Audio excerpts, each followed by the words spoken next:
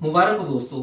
एक बार फिर हमारे देश में लॉकडाउन की अवधि बढ़ा दी गई है और हम सब अभी तक अपने घरों में बंद हैं। ऐसे में मैं सोचता हूं कि उन लोगों का क्या हाल होता होगा जो प्यार में है, खासकर उन लोगों का जो चोरी छिपे मिलते थे। इतनी लंबी और इतनी अवधि वाली लॉकडाउन में उन लोगों का क्या हाल होता होगा। तो मेरी आज की कविता इसी के ऊपर है। नमस्कार दोस्तों, मेरा नाम सिमोन साहा है और मैं लिखता हूं परेशान कविताएं। और मेरी आज की कविता का शीर्षक है लॉकडाउन में आशिकी। उम्मीद है आपको पसंद आएगी। लॉकडाउन में आशिकी। केशव था एक होनहार विद्यार्थी। कॉलेज में अव्वल आते थे जनाब। चेहरे से कोई हीरो लगते थे। लड़कियां देखती थी उन्हीं का ख्वाब। खेलकूद में भी आगे रहते थे और भी थे वो गुणों के स्वामी। पर संगीता से मिलकर पिछड़ने लगे और शुरू हुई ऐतिहासिक प्रेम कहानी। केशव को मिली वो प्यार की दौलत जिसमें डूब गए सारे अरमान। पहले तो बंदा था बड़ा काम का, पर अब किसी काबिल ना रहा इंसान। संगीता भी थी प्रेम की दीवानी। एक केशव ही था उसके दिल का राजा। इश्क में पड़कर ना देख सकी वो कि प्यार ने ही बजाया था उसका बाजा। संगीता तो थी सुरों की मलिका। गाने में डालती थी मधुर आवाज, पर मोहब्बत में सुर ढीले पड़ गए। करती नहीं थी जो नियमित रियाज। दोनों हर रोज मिलते थे छुपकर। घंटों तक वो करते थे वार्तालाप। संगीता तो पहले से कमजोर थी। केशव के नंबर भी हुए खराब।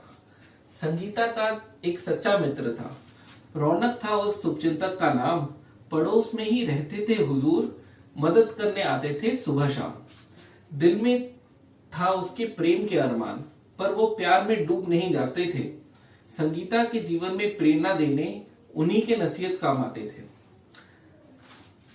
पर रौनक तो एक अच्छा दोस्त था। संगीता को सिर्फ इतना ही था ज्ञान। उसके सच्चे प्रेम को ना समझकर अपने कुत्ते पर ज्यादा देती थी ध्यान। जिंदगी ऐसे ही चल रही थी, पर किस्मत ने लिया एक नया मोड़। लॉकडाउन घोषित हुआ देश में। कोई नहीं जा सकता था घर को छोड़। केशव संगीता से कैसे मिलेगा, ये बन गया एक बड़ा सवाल। हर तरफ पाबंदियां लगी हुई थी। लोगों का हो रहा था बुरा हाल।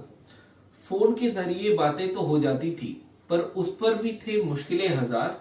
संगीता परिवार के साथ रहती थी। केशव का रूममेट नहीं था समझदार। एकांत मिलना मुश्किल था दोनों को। अब उतनी बातें नहीं हो पाती थी। एक दूसरे से बिछड़ गए थे प्रेमी। पुराने दिनों की याद सताती थी। मोहिनी थी उस मकान मालिक की बेटी। केशव जिनको देता था किराया। मन ही मन दिल दे चुकी थी वो इसको, पर लड़के को कभी नजर नहीं आया। एक दिन केशव गिर पड़ा सीढ़ी से। तब मोहिनी उसे ले गई अस्पताल। रूममेट तो बेपरवाह था उसका, पर ये रखती थी उसका बहुत ख्याल। दिल में दोनों के कलियां फूटी। हो गया एक दूसरे से प्यार। पर मोहिनी अमीर खानदान से थी। केशव को होना था उसके लिए तैयार। ध्यान वापस लगाया उसने पढ़ाई पर। मोहब्बत ने जीवन को दी रफ्तार। प्यार में अपना फिजूल में डूबकर वो निकल पड़ा करने सपने साकार।